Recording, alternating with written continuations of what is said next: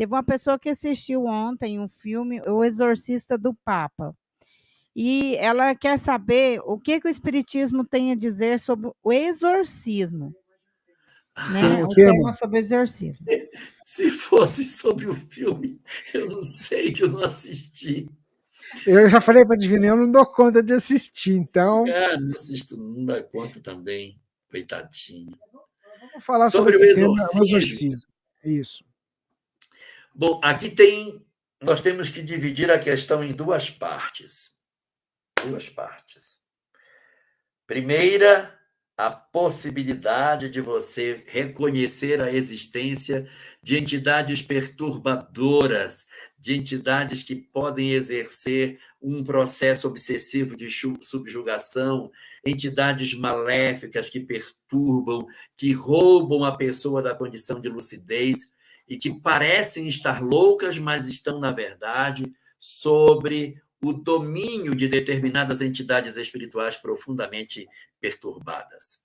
Reconhecer esta parte da verdade é uma coisa incrível e que coaduna com a doutrina espírita. Agora, evidentemente que a maneira como a doutrina espírita enxerga essas entidades é diferente.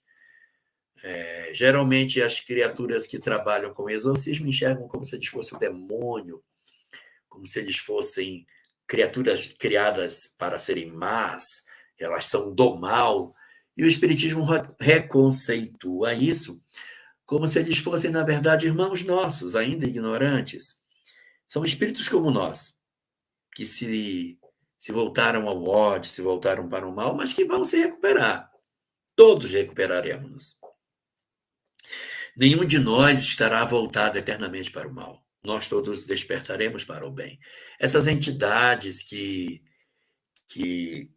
apresentam para nós esse tipo de situação são entidades que, a bem da verdade, não podem ser lidas pela ótica que o exorcismo clássico coloca.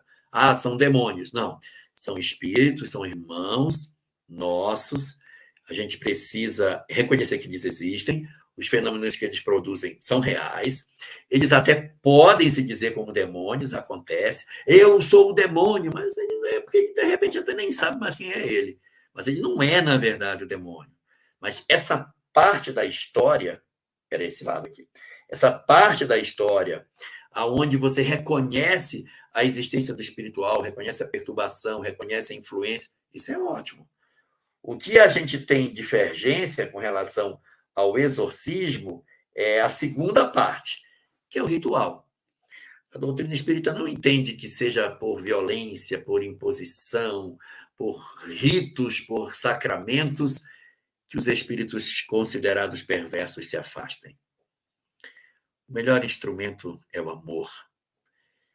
É a capacidade de conseguir, isso é uma capacidade que a gente tem que ter para trabalhar essas entidades.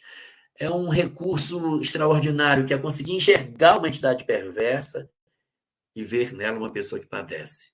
Você tem que ter uma grandeza de amor muito grande, você olhar um espírito desse perverso e dizer, você é alguém que precisa de amor. Você precisa de amor. Mas o coração tem que sentir. Não pode ser assim, eu vou chegar lá, eu vou ir para ele, ele precisa de amor, ele vai ficar triste. O coração tem que sentir.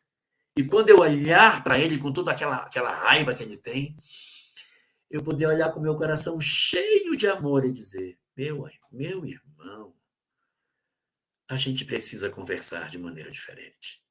E o coração tem que sentir isso lá no fundo. Então, a estratégia para exercer o trabalho de exorcismo é que difere completamente.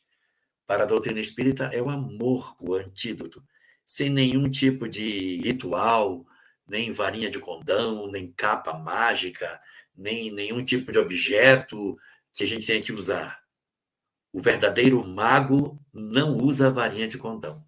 Cadê a varinha de condão de Jesus? Não tem varinha de condão. O mago que usa varinha de condão ainda é aprendiz. O aprendiz é que usa varinha.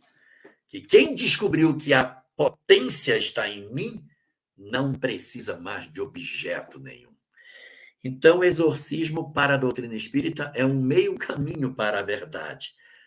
O caminho já caminhado é o do reconhecimento da existência de espíritos que perturbam pessoas. E o que faltaria, segundo a doutrina espírita, é mudar a estratégia, trocando todos os rituais por um único instrumento, que é o que Jesus ensinou: o amor. Era assim que ele tratava os obsidiados.